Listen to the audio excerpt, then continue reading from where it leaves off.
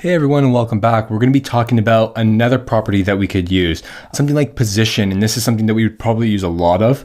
So when I was talking about scale and using like Smart Animate as your animation type, same thing applies to when we're thinking about position here.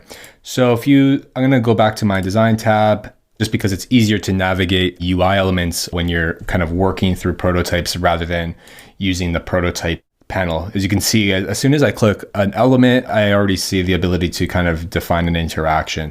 So I'm not going to kind of use that for now.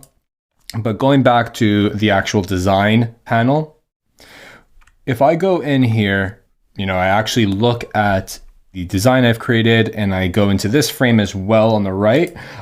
Once again, the thing that you're going to see is your layers that you want to smart animate need to be named the same, or else you're not going to get that actual effect. So if I go ahead and say I name this little ball, because what we're going to do is we're going to create like an up and down slider for this, because we're going to define the position of this over here, this little ball within the slider, and we're going to move that position to the bottom.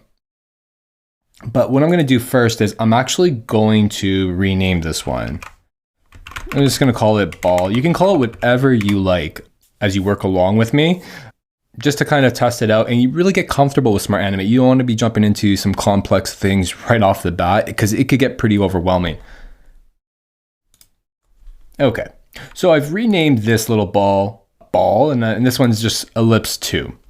Now, if I were to go back into my prototypes panel over here, select this ball, go to that side, I'm going to call Smart Animate.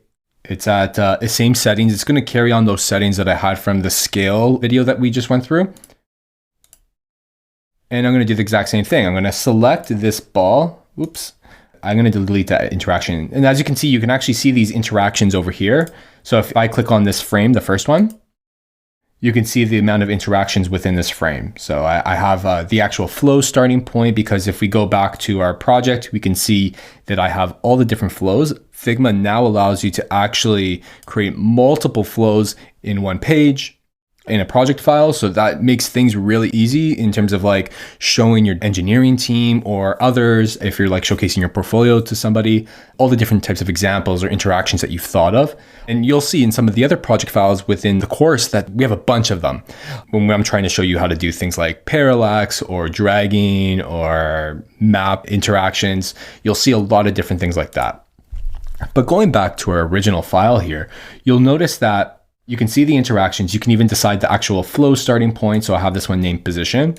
So it's named accordingly to the example. But over here, I can actually click on the interaction. If I don't want this anymore, I can either just drag it out and disconnect it. Or if I press Command Z or Control Z to go back and bring that back there, I can actually select it and go into this panel here and just remove it easily. So now that interaction's basically dead. So let's go back here, select that ball, and go back to the original screen. Once again, you'll see that Smart Animate animation come back in here. It's going to be reused as we kind of go through this entire process. And you'll see the amount of time. So this interaction is going to last 1 full second, so 1,000 milliseconds. And let's go take a look at our example.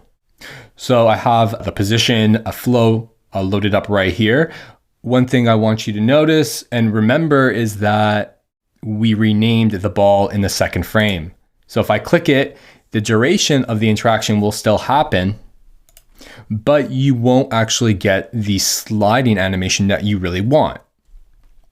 So let's go back and take a look. So if I rename this, so that was ball, we'll just take this name from this ball over here.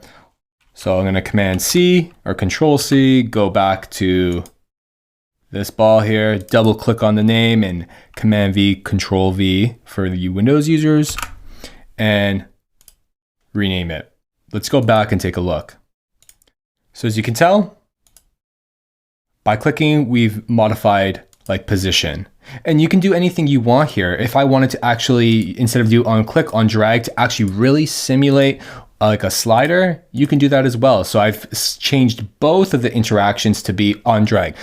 So we're going to get that effect. So let's go back. We're going to go here and see if I click it, nothing's going to happen. But if I drag it,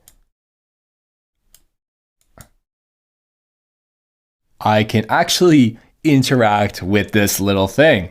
And now your prototype is not just a clicking prototype. Your prototype is actually, mimicking real life examples. So we've created like a quick slider like that.